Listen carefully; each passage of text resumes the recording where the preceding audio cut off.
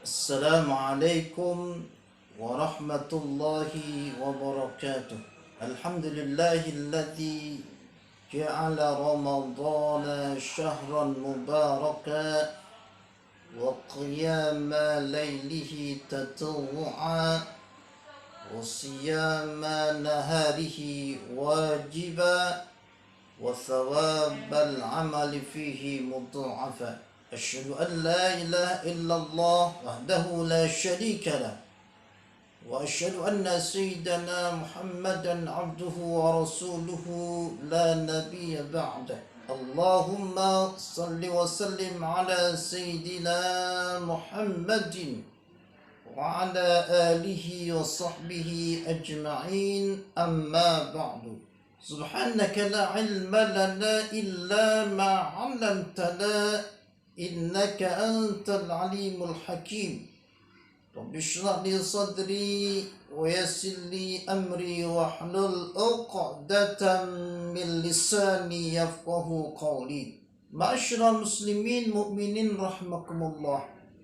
Puji syukur kita panjatkan kehadirat Allah Subhanahu wa taala yang sampai saat ini masih begitu banyak melimpahkan segala nikmatnya, di antaranya nikmat sehat wal afiat, panjang umur, sehingga dengan nikmat tersebut kita bisa beraktivitas dengan baik.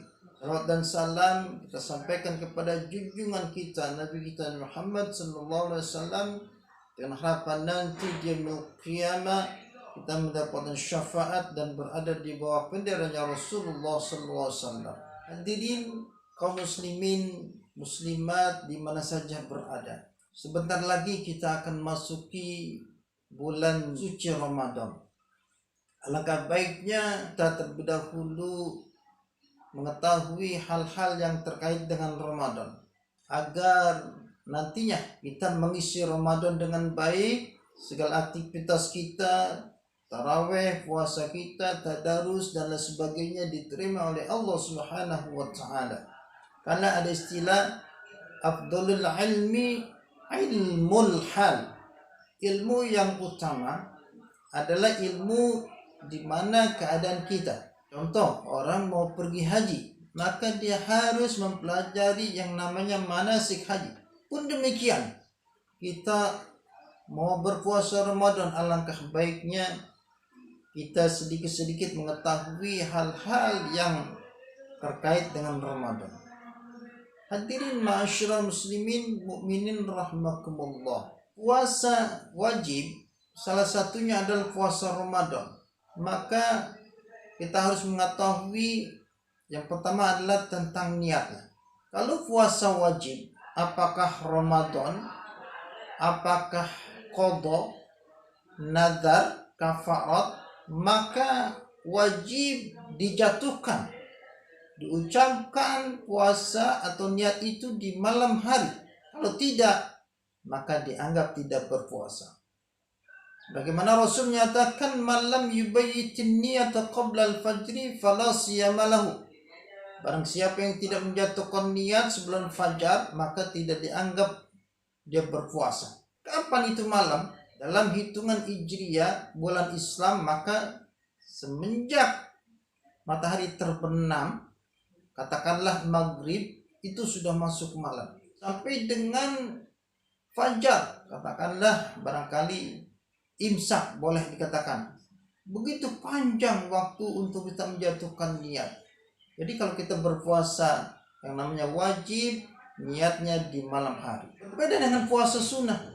Kalau puasa sunnah, sekalipun di malam hari kita tidak niat, di siang hari dan belum memakan apa saja kita niat, maka insya Allah jadi puasa sunnah kita. Hadirin ma'asyiral muslimin rahimakumullah, jangan sampai puasa yang kita lakukan tahun demi tahun tidak ada perubahan, tidak mempengaruhi dalam kehidupan kita. Inilah yang dikhawatirkan oleh Nabi. Kam min sha'imin laisa lahu min siyamihi illal ju' wal 'atash. Berapa banyak orang yang dari puasanya itu tidak mendapatkan apa-apa. Ya mungkin puasa, tapi anggota tubuhnya yang namanya mata, anggota lisannya dan sebagainya tidak dipelihara. Puasa adalah menahan, bukan hanya menahan tidak makan, tidak minum dari semenjak terbit matahari sampai terbenam matahari waktu maghrib. Bukan hanya sekedar itu. Kalau kita cuma menahan lapar, haus sampai maghrib katakanlah, itu berarti kita dalam kategori puasanya orang awam. Jadi puasa itu tidak hanya menahan lapar dan haus, tapi juga menahan anggota tubuh kita. Bagaimana Rasul menyatakan khamsun yufattirna as-saim ay yudhibna thawab as-saim. Ada 5 hal yang dapat menggugurkan pahala puasa. Di antaranya atau yang pertama adalah al-kadzibu, dusta, wal ghibatu, ghibah, wan namimah, ngadu domba orang, wal yaminul ghamus, sumpah palsu, wan nazru bisyahwat, memandang lain jenis dengan syahwat. Itu 5 hal yang dapat menggugurkan pahala orang yang berpuasa. Ma'asyiral muslimin rahimakumullah. Begitulah pentingnya kita untuk mengetahui ilmu-ilmu yang terkait dengan ibadah puasa. Jangan sampai sekali lagi puasa kita termasuk yang dikategorikan tadi cuma menahan lapar dan haus. Ada lagi puasa yang lebih tinggi, puasa khawasil khawas, yaitu puasanya para nabi, orang-orang soleh. Selain menahan lapar haus, anggota tubuh dipelihara, hatinya pun mereka jaga dari hal-hal yang tidak baik. Mungkin kalau kita barangkali bisa sedikit meningkat di nomor yang kedua, itu selain menahan lapar dan haus juga bisa menahan anggota tubuh kita, mata, lidah, telinga, kaki dan sebagainya.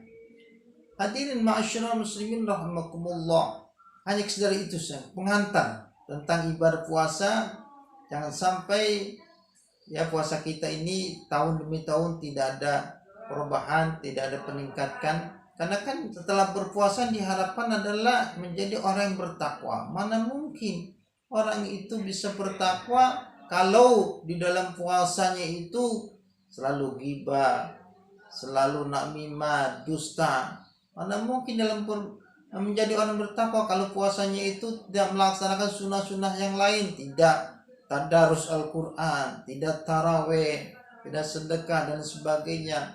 Jauh diharapkan dari mencapai derajat orang yang bertakwa. Karena itulah masih ada kesempatan untuk kita agar puasa kita, khususnya puasa Ramadan ini, tahun demi tahun menjadi lebih baik. Wallahul muwaffiq ila aqwamit thoriq. Wassalamualaikum warahmatullahi wabarakatuh.